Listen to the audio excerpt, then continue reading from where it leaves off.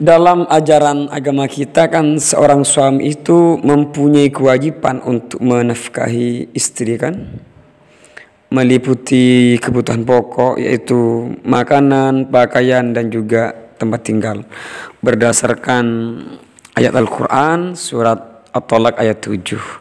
Dan juga ada hadis Nabi Muhammad SAW dari Sayyidatuna Aisyah radhiyallahu anha bahwa Hindun istri Abu Sufyan datang kepada Rasulullah mengadukan mengenai perihal keluarga.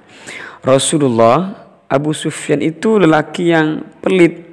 Dia tidak menafkahi saya dan juga anak saya nafkah yang cukup. Akhirnya apa kata Rasulullah SAW?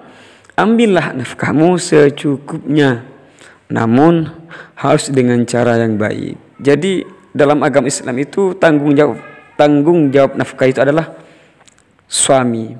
Namun apabila ada seorang suami yang tidak mampu menafkahi istrinya, maka seorang istri boleh membantu suaminya di dalam mencari nafkah, namun harus atas izin suami tersebut dengan dasar-dasar kepatuhan sesuai dengan kodrat seorang wanita. Apabila suami itu mampu menafkahi istrinya, ya terserah suaminya, istrinya itu mau kerja atau tidak.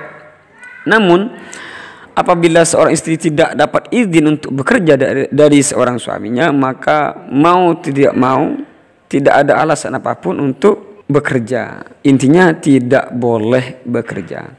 Sekarang yang timbul persoalan adalah jika seorang suami sudah mengizinkan istrinya untuk bekerja, apakah hasilnya itu boleh disimpan, dirahasiakan kepada suaminya, dan apakah boleh istrinya tersebut membantu orang tuanya. Hal ini terkait dengan kesepakatan antara keduanya. Kalau keduanya sepakat bahwa hasilnya itu harus milik bersama, maka mau tidak mau seorang istri harus memberitahukan kepada suaminya. Bila tidak ada kesepakatan di antara keduanya, ya terserah istri mau disimpan, mau dirahasiakan ataupun membantu kedua orang tuanya. Ini secara fikih formal. Namun secara psikososial maka alangkah lebih baiknya saling memberitahu, saling mengetahui di antara keduanya agar kehidupan dalam rumah tangga itu berjalan dengan harmonis. Saya toh kalau suami sudah memenuhi kewajibannya terkait nafkah, maka seorang istri itu harus patuh harus patuh kepada suaminya. Tidak boleh melangkah sendiri tanpa izin seorang suami. Tetapi sebagai pribadi kan istri juga mempunyai hak pribadi yang harus diperhatikan, yang harus dihargai oleh seorang suami.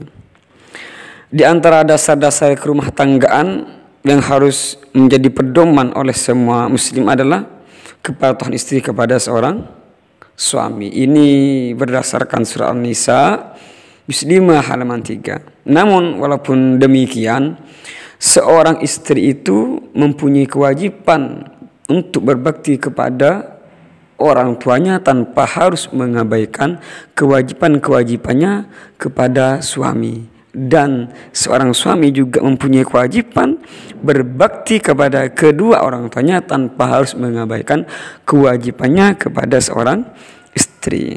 Bahkan semua fuqaha ahli fikih sepakat, andaikan ada orang tua tidak mampu, maka anak itu berkewajiban memberi nafkah kepada kedua orang tuanya. Ya, hal ini banyak sih ayat Al-Quran yang menjelaskan dan juga hadis-hadis mengenai berbakti kepada kedua orang tua.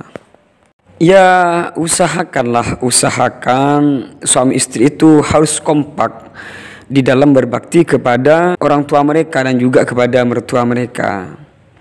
Ya seharusnya tidak boleh ada yang dirahasiakan di antara mereka mengenai apa yang harus mereka lakukan untuk orang tua mereka, untuk mertua mereka.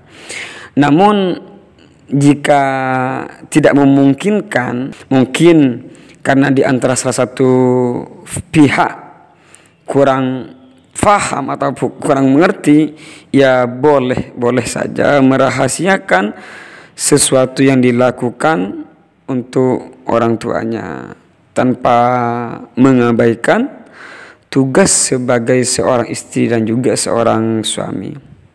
Sering muncul pertanyaan, lebih utama mana antara orang tua dan suami atau istri?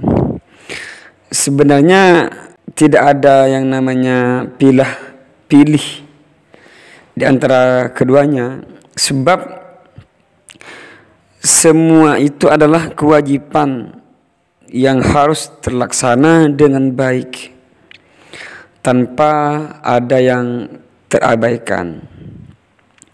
Sering disampaikan riwayat betapa istri harus mengutamakan suami di atas segalanya, sampai-sampai ibunya sakit hingga wafat pun istri tidak berani menjenguk karena pesan suaminya yang melarangnya ke rumah. Kata Profesor Dr.